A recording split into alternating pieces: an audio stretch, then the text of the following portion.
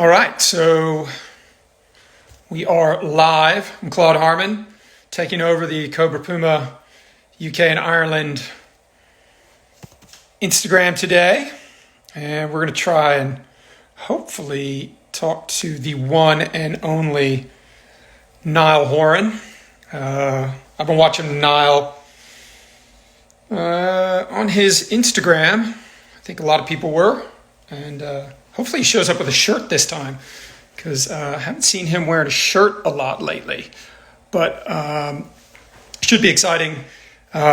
Big fan. It's been fun to watch Niall kind of go through and kind of see him at golf tournaments and stuff, and see kind of how he has really become, I think, pretty influential in the game. And it's cool to see people that obviously are as crazy famous as Niall is, but to actually get to see, is that him? Let's see if we can find him. Hold on.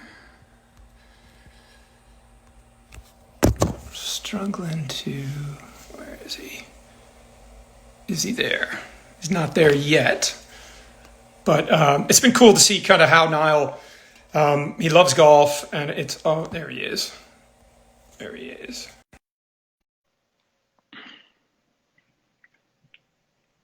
Oh my God. Oh! You've got a shirt on. Finally, huh? I mean, every night I'm watching you strum your guitar. You've got no shirt on. Come on. I mean, I've got nowhere to go, Claude, to be honest, so I don't really care what I'm doing. I mean, it's crazy for me, and I travel a lot. For somebody like you, how crazy is this, you being stuck in one place like this? Oh, it's nuts. I've even started wearing golf clothes just to make me feel like I might be anywhere near a course. Yeah, it's nuts. I mean, you know it well yourself, but I would have been on tour right now. I would have actually. I know. You would have been probably coming to my show the other night in Florida if you wanted. Absolutely. We would have been all over it. Of course. But yeah, it's a strange one. Now I'm just between the four walls of my apartment in London and going for a run when I can and working out in my balcony, and yeah, it's just strange, isn't it? It's an odd one that we'll never see again. But listen, you got to take advantage of it in whatever ways you can. I think in a lot of ways, for someone like you, also, you never get to stay in one place, so it can somewhat be a blessing. I know in talking to some of the tour players, they're like, listen, we want to get out and do stuff, but it's also been fun to be home. Yeah, exactly. We don't really get to spend a lot of time at home. And I was just saying the other day that this is definitely the longest period of time that I've spent in one place in maybe 10 years. Even during time off, there's always something to come up, whether it be I'd have to go to, America for a meeting or of some sort and then bounce back, it's still a flight or whatever. So this is definitely the longest period I've spent at home. I've got my 16-year-old daughter's up school doing homework online, but she still has the Niall poster up. Yes, of course. The old school Niall poster when you had the bleach blonde hair. Oh, please, Todd, stop. and a terrible golf swing to match. Yeah.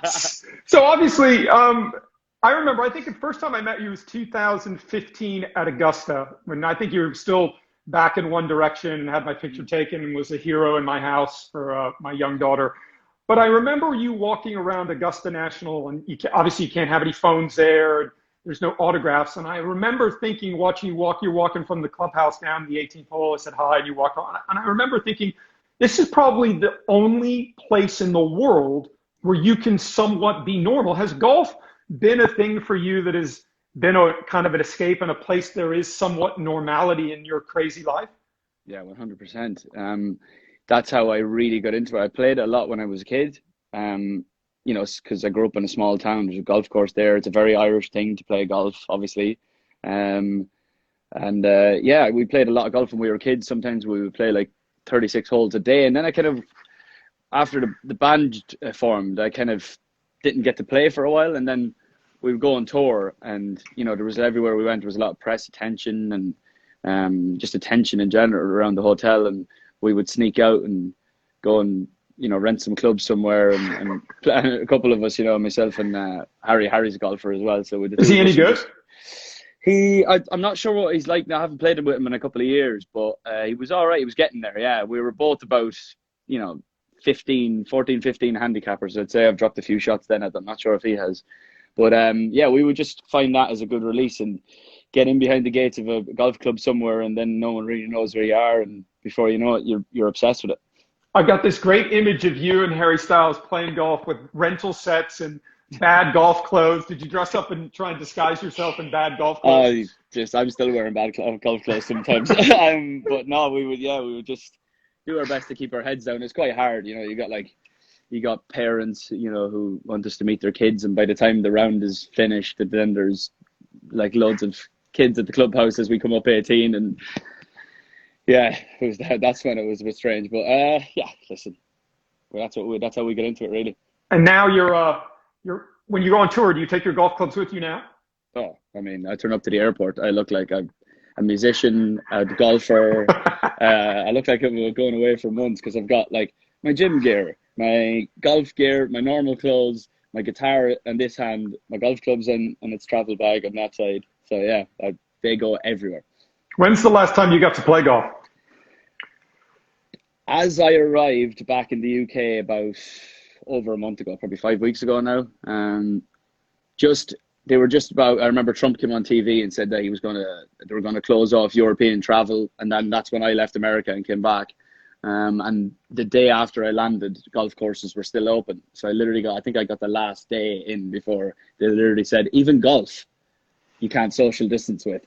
Yeah, and I'm a member at Wentworth and went down to play a bit down there, and I was terrible because I hadn't played in a while. But yeah, I miss it terribly. You've been making any swings in the house? Yeah, of course. I'm standing in the mirror. I've got your old man in my head telling me to open up my left foot. But yeah, I got a perfect putt. I see the boys have DJ, and I see a few of the boys have the perfect putting thing, and I've been kind of knocking a few putts there, and did a bit of chipping across my carpet. And I mean, a baller like you haven't put a simulator in the house yet? No room for it, man. I tried to. I actually, I tried to put a simulator in one of the rooms, but they said that the ceilings were too low. So I mean, I've got to think if you buy a big LA mansion up in the Hollywood Hills, first thing you're doing is putting in a launch monitor simulator of all the stuff. I mean, that could be next back in LA.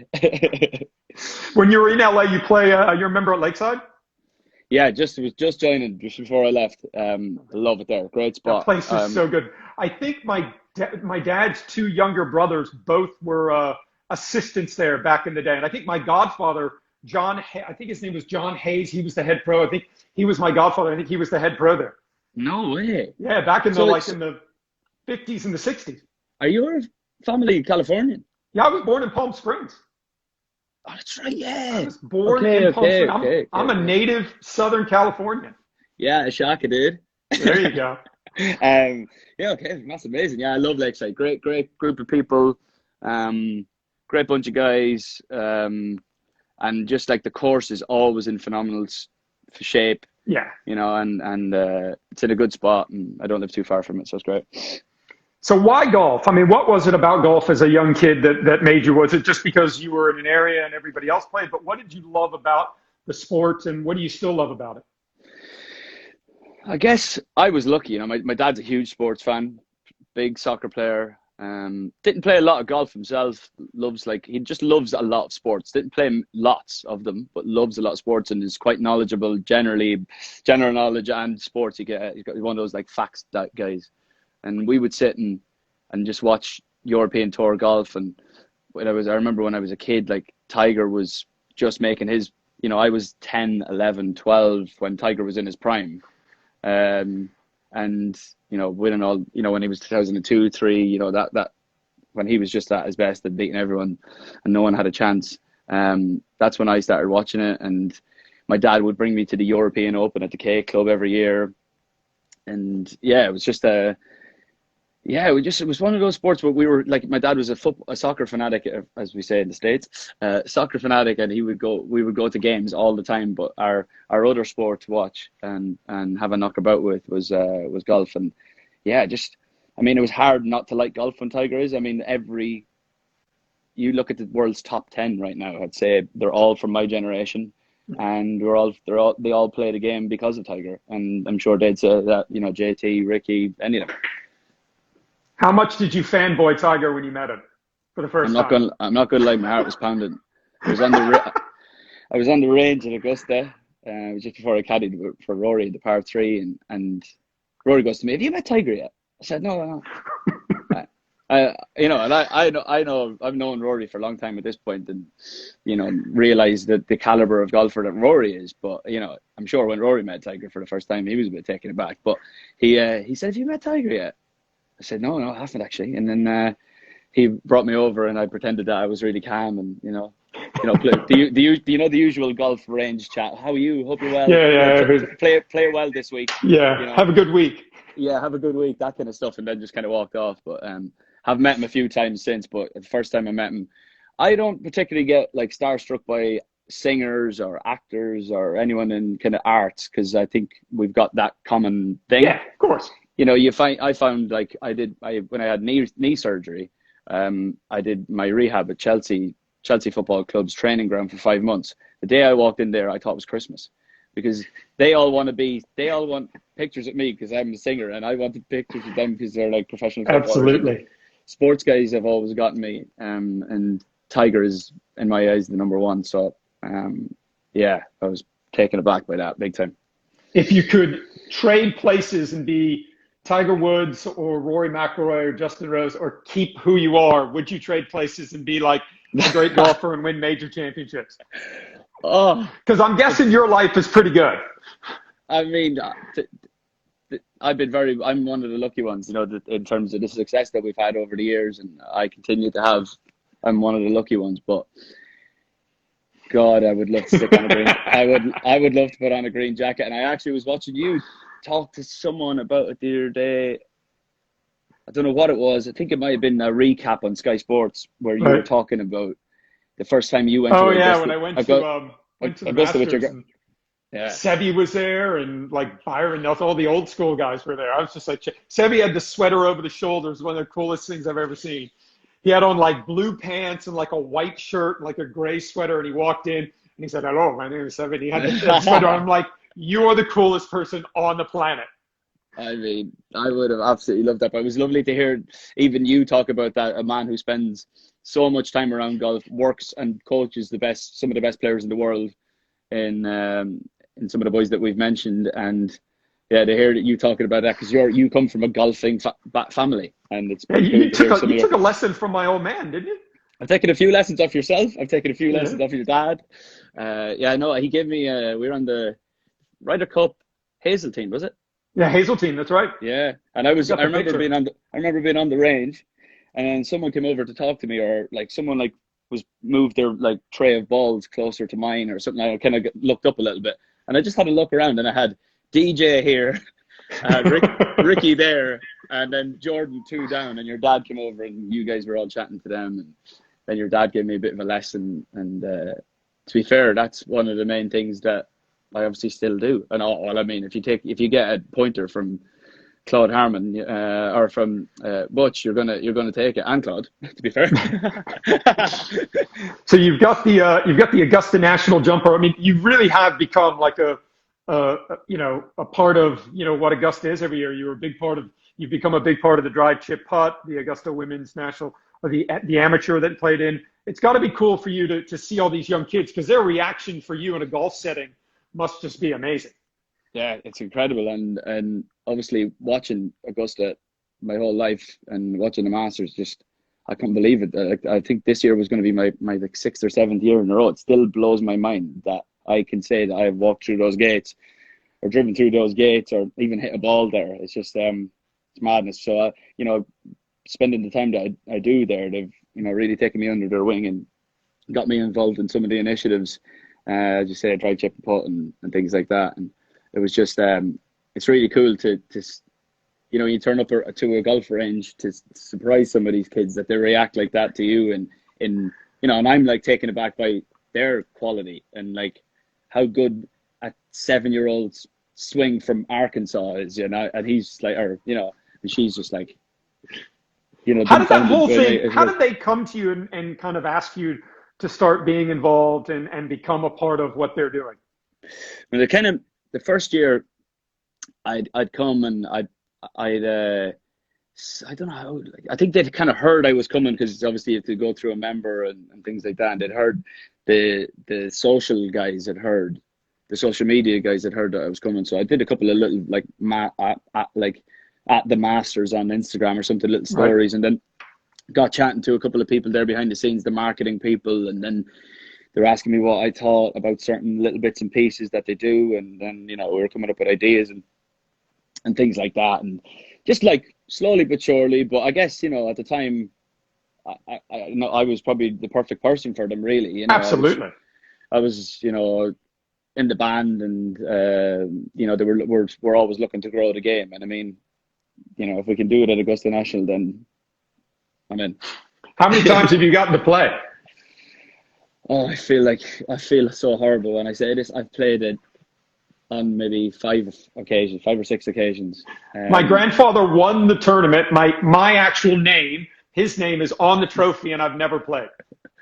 No, I've never played. I feel even worse. That makes me feel terrible. What's the best score you've ever shot? Oh, I was absolutely flying. I was probably having one of the rounds of my life. I was on for 79 and double bogeyed 18, stuck it into the trees on the right. And 79 would have been an absolute dream around there. To be honest, I'll take 81 because I got nowhere near there. It took a bit of experience. You need to know where to put the ball. But I mean, 79 was going to be probably one of my best rounds of all time, and to do it at Augusta wouldn't have been too bad. But I still, like, when I go there now, it still like gives me goosebumps, and like the things you notice about it that you didn't notice about it on TV, that everyone talks about, the undulation and how it looks like the grass is cut with a scissors, because it probably is, and things like that. They never get old. It's the only place that I've been. Just even anything, tourist attraction or a golf course or anything, that I can say that just continues to blow my mind every time I go, and I feel very lucky.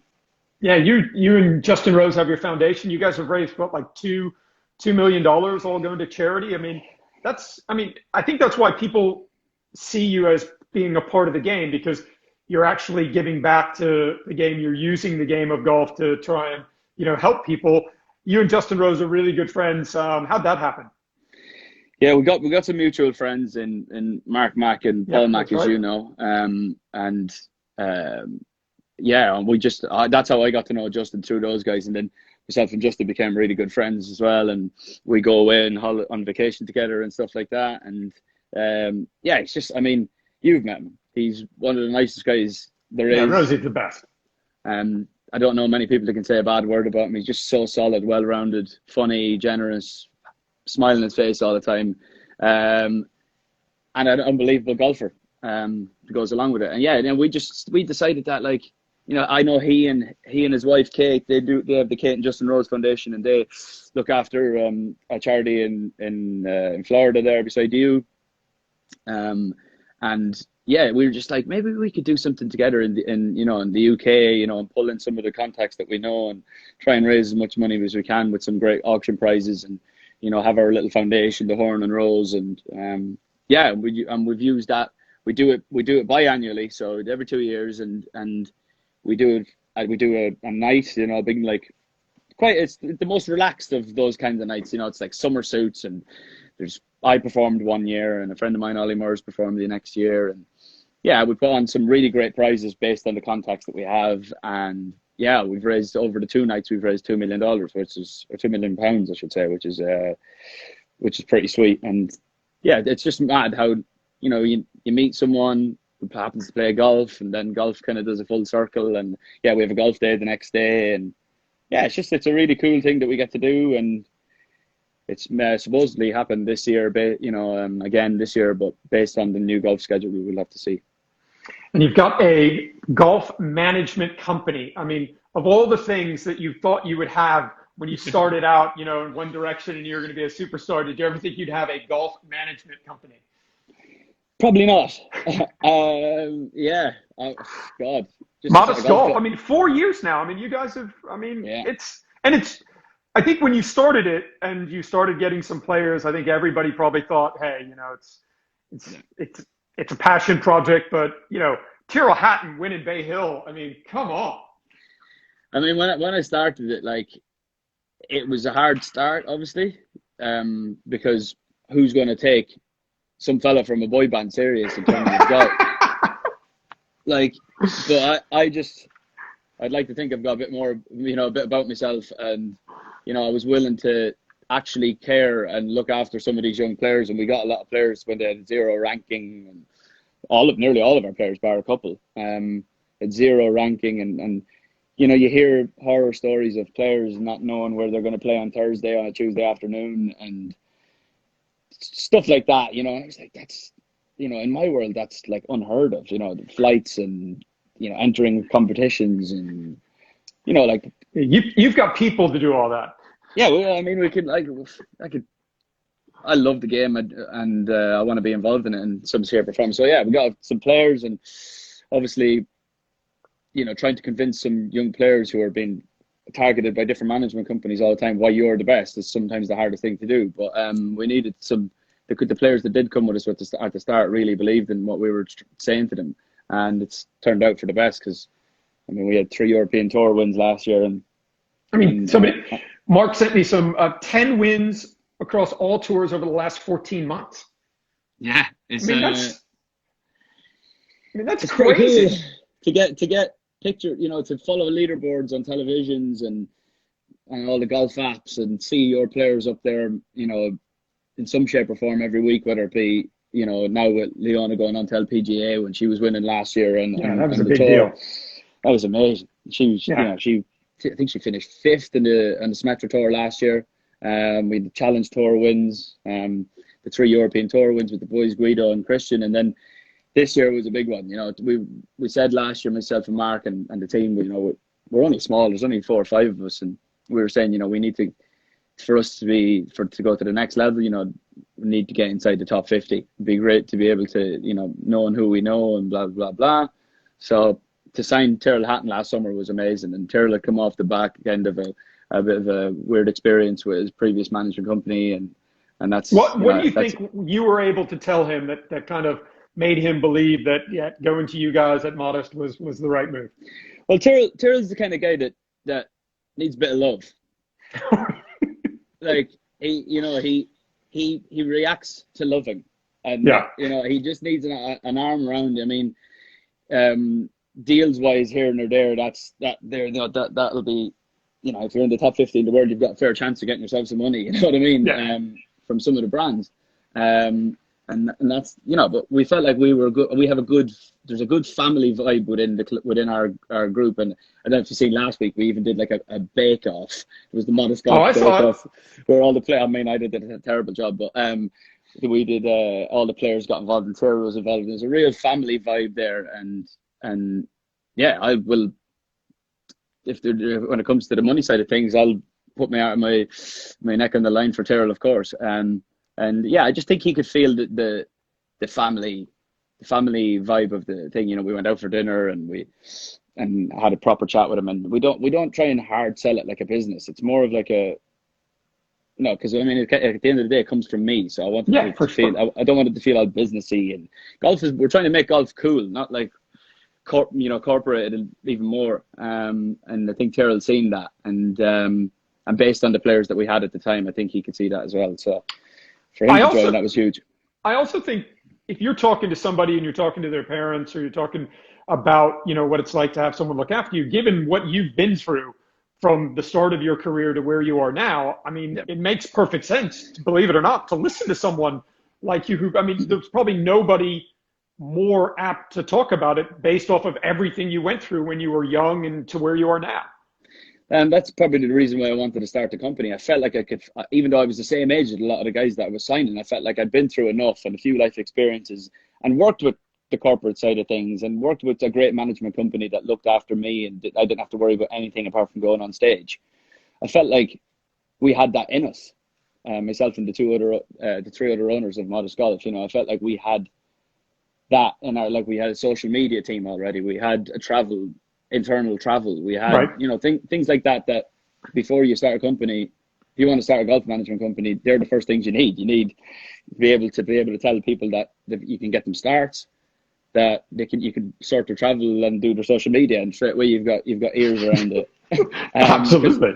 Because believe it or not, they're some of the easiest things. They sound like the easiest things, but the hardest things to achieve. And they're probably some of the biggest things that you can mess up if you do them the wrong way. Tell me about it. I've heard some horror stories. So obviously we're on Cobra Puma's Instagram. Yeah. You've got some players. Leona McGuire signed to him. You've got some other players, Ben Stowe, you and Ferguson. What is it that you like about the brand? I mean, you work with a lot of brands, but I'm a Cobra Puma ambassador. But it's a cool brand. They're big into golf. They sponsor, you know, the Europro. You've got a bunch of players that come up through them. What do you like about their commitment to golf and how they're doing things? It's crazy how big it's become, Cobra Puma. Watching, I guess the first one to turn the corner was obviously with them was Ricky. And Yeah, Ricky, sure. every young kid, if you go to a PGA Tour event, you will Did see you ever have one of the Ricky hats? Yeah, the orange bill hat. Of course you did. But I mean, every little boy or girl was going around PGA Tour events dressed in head to toe in orange, and you know, and that was the Puma look and the Ricky Fowler look. And I guess it's kind of taken off from there. But since I've started the company, they were straight in, you know, wanted to support, believed in what we were doing, that we were trying to make golf cool, if you like, and so were they. And when you sit and speak to the guys, even doing things like this, you know, Yeah. Ahead of the game in some ways, and just hearing the passion that you know, especially the two boys that run it on a daily basis, they've been unbelievable for us, and really good. You know, you and Ben, Leona, and you know, it's just and Kim. It's on all levels of the game. It's not like they're just shooting; they're going straight in. Yeah, for sure. A PGA Tour, as we say, or you know. This the idea for the Europro, and the reason we wanted to support that, I think, was brilliant. So they have a Cobra, like a Puma Cobra league within the Europro, which is obviously a feeder tour to the Challenge Tour, and they have like a mini league where they've got they pick 12 players at the start of the season, and whoever finishes, you know, the highest in that list, you know, we organize a couple of starts to the Challenge Tour. So we felt like, even though we didn't have to, you know, crazily associated. Well, it's not like I'm going around head to toe in Puma, but you know, like I felt like that was a really cool initiative of theirs, and we felt that we wanted to support that. Me and Mark from the minute they said it to us, was just like, this is a no-brainer. Have you ever played a round of golf in full head to toe orange like Ricky Fowler? You know you have. Absolutely not. Tell you what, I've done some crazy stuff in my time, but I've never done the Ricky Fowler. Brooks's caddy, Ricky Ellett, you know, Ricky from Portrush, who's got one of the best senses of humor. Every week on tour, we'll see some 40-year-old guy who's head to toe in the orange hat, the orange shirt, the white belt, and the orange pants, and he'll be on the range. We'll be walking, and Ricky will say to Brooks, hey, Brooks, who do you think his favorite golfer is? It's just every single week, Ricky comes out with it. No, it's unbelievable. But that's what, like, you need that. I mean, look at other brands with different signature looks. I mean, that's how you definitely need it. And I think the great thing about Cobra Puma, and you found this out, is I think a lot of people look at Ricky Fowler and they look at the way he dresses and they think it's just all marketing. But when you look at what's actually behind the brand, and you look at what's, you know, the golf clubs and their commitment to being involved in the brand, you know, Bryson, you know, using the clubs. Now, have you tried one length clubs yet? That's the big thing. Absolutely not. I've been playing them for 3 years. I'll never go back. What? I've been playing one length irons for 3 years. I will never go back to regular irons. Are you joking? No, 100%. So I had back surgery about 11 years ago, and you know, when I do play golf, you know, it's not great on my body. So every time I would try and hit a longer golf club, you know, a 5-iron or a 4-iron, I couldn't get them in the air, and I'm always dropping back underneath it. So the fact that all of the irons are the length of a 7-iron, they're the easiest clubs in the world to hit. And once you actually try them, Bryson, I was talking to him like 3 years ago. He's like, listen, try them, go play golf with them. Tell me what you think. Give them like a real try. So I went out and I tried them. And I just took we had a demo set of like graphite shafted irons, and I took them, and every new set of golf clubs that, you know, Cobra comes out with, they send them to me. I put them against the ones I've been using, the one lengths on the launch monitor, and I hit them so much better. You've got to try it. That's amazing. It's so much easier because if you think about it, when you go to the range, if you were going to hit balls, what club would you hit balls with? You're probably going to hit balls with a 7 or an 8. You got me there, 7 iron. Yeah, right. I like this. Yeah, it's my favorite sort of number. That one kind of 60. Yeah. So, there. And if you think about it, the longer golf clubs, a 6 iron, a 5 iron, a 4 iron, they're harder to get in the air because you look down and you don't see a lot of loft and you start backing up. But because the 5 iron is the length of a 7, you'd be surprised. Believe it or not, they're so much easier to hit. You got to try them out. Maybe Bryson's the one. Maybe he's right. He's right. What do they call him? The mad scientist. The mad scientist. Great guy, by the way. Love him. So I was talking to Mark yesterday. He said, you're like, so now, obviously, with you being in management, you have got to watch a lot of golf. I know you watched a lot of golf already, but you've got to watch college golf. You've got to watch junior golf and stuff like that. So how much golf, when you're not performing and doing what you do for your day job, how much golf are you actually watching? You sit and watch Golf Channel, don't you? Yeah. No, I do. I watch a lot of it. It's an easy watch. It's calming. There's some, obviously at the moment, it's probably the best time to watch golf because you're just getting major Sundays every day. Last Sunday was Rory's win at PO Island, the PGA Championship. And they played, last night on Sky, they played Rory playing the Players. Yeah. So there's a lot of that kind of stuff at the moment. But yeah, when I'm in the States, Golf Channel is great, because you get all sorts of golf. Ladies college golf, the ladies tour, men's college golf, you name it, you can watch it. I mean, in America you can watch like Little League baseball. You can, in terms of sports, they're all over it. ESPN 8 the Ocho. So I watch a lot of golf. Yeah, I'm big into it. I love American college golf. I mean, it's what a platform for some of these young guys and girls to get their starts on the PGA Tour. I remember watching some of the boys. Like, let me think. I remember watching the likes of a Matthew Wolff or a Colin Morikawa 3 years ago. Yeah. And, have you seen Matt Wolff hit it in person? No, I haven't. Yeah, dude, it's so good. No. Dude, it's so good. That snap is brilliant. Oh, and it's the little kind of shimmy and stuff. Yeah. He played with Brooks right before the lockdown, and he's a really cool kid. He laughs a lot, and but I mean, when you watch it up close, the guy hits it so far. I mean, he just hammers it, and every swing is just flat out. Full. I mean, you live in LA. I can't believe you haven't gone down to Gigi's range and taken a lesson from him. Yeah. Well, I've tried to get in touch with him. He seems to be a busy man out there. It's crazy. Whatever.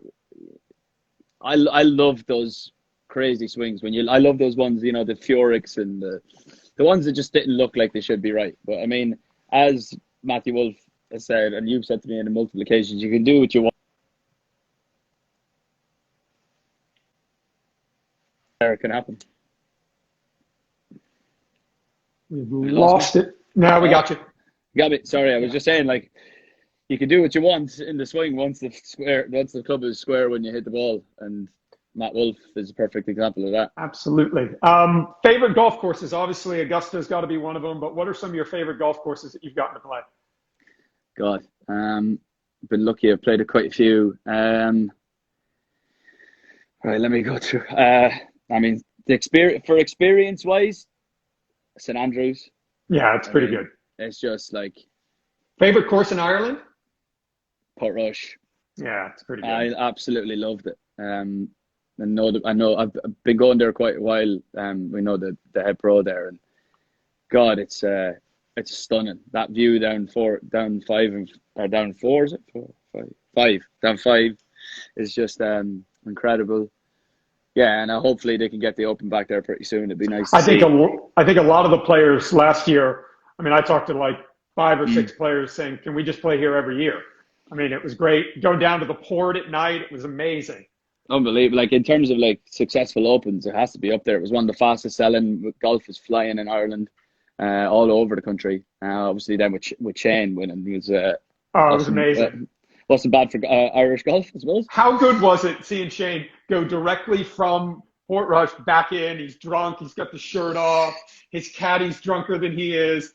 I mean, can you imagine being? I mean, that must have been a week-long bender.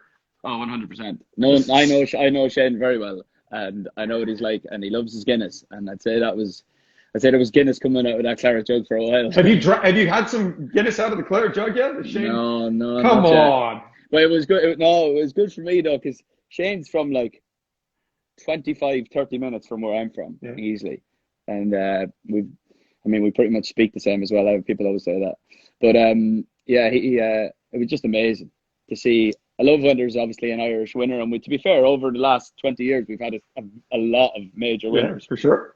But to see Shane do it, and he was one of those players that, and it sounds like I said this ages ago, but for a long time I've been saying that swing and that short game are way too good not to at least contend at multiple majors. The short game is, I mean, he can get up and down from underneath your car. It's a joke. It's a joke how good it is. It's insane, and just how compact the swing is, and how smooth it is for a big guy is pretty amazing, and delight for him. It was amazing. Do you think that having people like Shane to look up to, obviously when you were younger, you were looking up to golfers. I mean, it's got to do amazing things for golf in Ireland to have all these great, Padraig, all these great players, Rory and Darren from Northern Ireland, but to now have another one. I mean, it's the coolest thing. It's huge. I mean, I can imagine. Like, I think of myself when I was 12 and joining the golf club and playing my first summer of golf and playing the Tuesday and Thursday tournaments on my summer holidays, and I'm just thinking when he won that, when Shane won the Open, I was thinking, imagine like being when I was 12 and a guy from 30 minutes down the street won the Open, not just like any tournament, won the Open. And I was just thinking about all those 12-year-olds now in all those like small little clubs around the country, just thinking that could be me. And that's what. And Shane, by the way, and Shane knows that. Shane, like, he really respects junior golf and loves the small club nature. Still probably goes back and plays at his old club for all sure. the time. He's got a place. I mean, he's been over here for the lockdown. He's over, not far from me with our boy Stephen Grant, and golf courses here today just opened up, so I think guys are going to start to get out and start playing. So it's it'll be interesting to see who's the best musician golfer you've played with. Timberlake's pretty decent. Yeah, JT's pretty good. Yeah, he is. He's pretty solid. He has his off days like we all do as amateur golfers, but he hits it smooth. He can putt well. He gets very frustrated with himself. Let's just say that. There was one time we played a game and we played one day, he was fine. The next day he just lipped out from everywhere. The ball was just going around doing 360s around the hole. We started calling him Justin Timberlips. He's a great guy too. Great guy, loves his golf. Just a dude. Yeah, he's probably the most solid. And there's so many people. I mean, the celeb crowd in LA. I mean, there's so many guys at Lakeside. There's so many guys over at Bel Air and all the good courses. I mean, you're spoiled for choice out there. Yeah, I know, it's pretty sweet. Obviously, some of the courses, unless you know someone, you can't get in.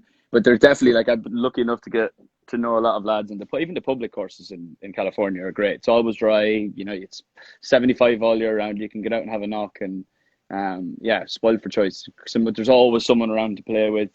I've definitely become a fair weather golfer. People always say you must be unbelievable at links golf growing up in Ireland. Nah, you're not playing golf if it's raining. No, not anymore. So the new record, the new tour. I mean, I've been watching. No joke. I've been watching you on Instagram at night, and you've been saying the writing process. What's more difficult, writing songs or trying to play good golf? Definitely golf. It's the hardest thing in the world. Oh god. To be fair, I always I'm not sure if I even want to be like a too you know, scratch What's golf. what's the current handicap? Playoff 9. Oh, Which is kind of nearly good enough for me because I can solidly play to about that. And I just always, when I was younger, I always just wanted to get to a level where I could go out, have a few beers, enjoy it with the lads, have a bit of a laugh, and it become just, you know, a hobby that I can be good enough at for the rest of my life. I don't really want to shoot. Well, I would love to shoot the lights out of it, but I hate when I play bad. But you know, luckily enough, I've gotten to the point now where there's more better rounds than bad ones, and yeah. that's where I'm at. But in terms of the writing songs, it's a completely different kettle of fish. Although they do, when I say when I write the songs, it never happens the same twice, and I could definitely say that about golf. So what type when you're writing songs, do you sit down and specifically say, okay, I'm going to write songs today, or are you taking notes? Are you putting stuff in your phone? I mean, how does it happen? Yeah, I do a lot of. I'm one of the ones. I'm not sure if it happens a lot really of late, but I'm one of those people that writes. I have a lot of like little brown books everywhere, little leather bound books, and do a lot of like writing little stories in it, and just to kind of help me when I go to sit down. And then if I've got lists of stuff, titles, little words that might, you know, kick off something else in my brain, stories, as I say. And then when I go to sit down and I start playing, oh, have you lost me? No, I can still hear you. Oh, I look terrible though.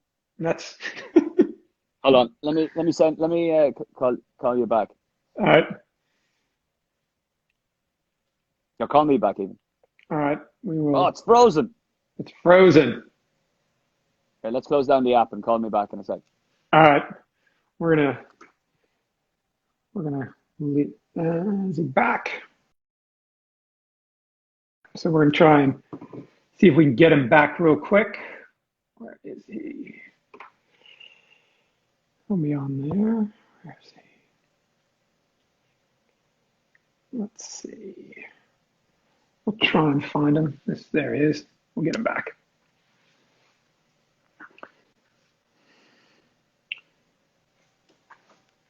There we go. I don't know what happened. Yeah, there you go. Yeah, and then when I go to sit and write a song, you know, I can be like, it makes me think of that or that story that I wrote down, and then I look at it and I'll be able to actually potentially pull lines from that simple story that I've just written. Or yeah, it just kind of comes as you go. You're like, oh, this reminds me of that, or this kind of vibe. It's not like I've written a story about going on a night out and then just gone, oh, right, let's write a ballad. You know what I mean? Each memory or story's got, you know, a feeling to it, and that's how I kind of write. I do a lot of like playing four chords in a row and then kind of start just singing random blah blah blah over it, and then fingers crossed that stuff that comes out of my mouth is pretty decent. Yeah, I was talking with Brooks yesterday, and we were talking about the things that we miss on tour. And a lot of, you know, I think what we miss about being on the PGA Tour is the people that you see. I mean, you've got your band and stuff. I mean, has it been hard? I mean, have you missed not like seeing your boys and your crew every day?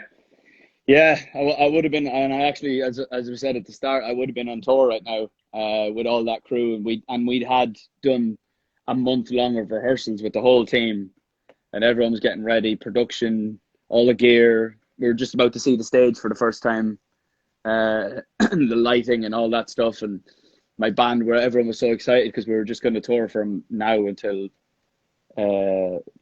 like the first week of December. So that was me, Right. You know, that was us for the year, going around all over the country, all over the world on buses and planes, and the excitement of that. And then to be told, to get a call then and say we're actually cancelling the whole thing because this is more serious than we thought, it was quite upsetting, I'm not going to lie. And you obviously feel for the thousands of people who buy tickets and wait so long to see the show, and now they're probably not going to see it. But next year, and also there's from my side of things, it could be a good thing maybe potentially. I'm going to write a lot of songs now, and maybe I'll come across an even bigger song than I had previously. We don't know, but maybe I will, and then maybe the tour will be bigger and better next time. And yeah, you can look at it from that end. But how much? What is the biggest single difference when you tour now on your own versus back when you were with One Direction and you tour? Because I actually, no joke, we took my daughter Miami. You know, you're at the big stadium. I mean, I couldn't hear a word you were singing. It was just screaming. How different is it now versus back then? Yeah, in terms of all of that, it's a lot quieter. The way I would look at it is, I think the fans, we were kind of like a similar age to a lot of our fans, or within 5 or 6 years either side, I would have said. And yeah, it was obviously that's what happens in fandoms and things like that. But I'd say that because we were of a similar age, they've kind of grown with us now. And yeah, my gigs are a lot quieter. I can go a lot more places than I could before in terms of getting around. Can you go out to dinner and just like have a normal dinner? Sometimes. I'm not going to say yes because it's not all the time, but I try my best. Like there's a lot of hat wearing and things like that. But I mean, it's definitely gotten a lot easier. But when I was younger, it was nuts. Yeah. Everybody, obviously, I'm looking at all the people asking questions. Everybody's asking One Direction reunion. I get asked this quite a lot, Claude, so I've got a good answer coming here. I know. No, just there's a lot of talk about it at the moment because there's like a 10-year the 10-year anniversary of the band getting together is happening this year. Can you believe it's been 10 years? Does it seem like it's been 10 years, or does it seem like it's more? No, absolutely not. It's nuts. It's strange. It's just like, I don't know. It feels like sometimes it feels like it was yesterday. Other times it feels like it was 50 years ago. It's strange. But yeah, there's been a lot of talk about it. But no, there's no reunion as such. We've just been talking a little bit more recently. Yeah. What do you miss the most about those days? Probably the madness, actually. You miss like. We're one of very few people that has seen hysteria and madness like it. So, I mean, when you have it and then you don't have it for a sec, you're a bit like, oh. But yeah, I guess like this. I mean, everyone's dream is to play to stadiums. I mean, you've seen it. It's just like, can you imagine what that looks like standing out? I can't even begin to imagine what that was like. We were not far from the stage. It was in Miami where they played the Super Bowl. That's right, the Dolphins, yeah, they turned the stage kind of lengthwise in the middle of the stadium, and I couldn't hear anything. You were playing the guitar, and I was like, I couldn't hear the guitar. So now I know for the last 10 years, no one's heard a word I've sung or played. So did you ever get to a point? I was thinking, because you couldn't hear anything, you could have a bad night, and it wouldn't make a difference. Oh God, I don't know. I hope not. I hope we were successful for some reason. But I mean, it was just so fun. The tunes were good and all that. And yeah, just got to do things that not a lot of people get to do. Do you ever sing the old songs quietly by yourself? Sometimes I feel like it'll come on like in the car. I I won't turn it off. I'll leave it on. There's especially that last album we did was an absolute cracker of an album. Yeah. And yeah, sometimes you get one. I don't like when people, like sometimes I'll go to restaurants or something, or I'll go to bars or whatever, and the DJ or the owner of the bar thinks they're funny and they'll put like a tune on. Standing and then the whole place is looking at me, which isn't great. But you can't win every week, Claude. You can't win every week. Well, we've taken up enough of your time. It's great to talk to you. Stay safe. Hopefully we'll see you again soon. And hey, keep your shirt off. I'll keep watching. Claude, you're an absolute gent. Say hello to your dad, and I'll see you soon. All right, pal. Cheers, bud. See ya. See ya.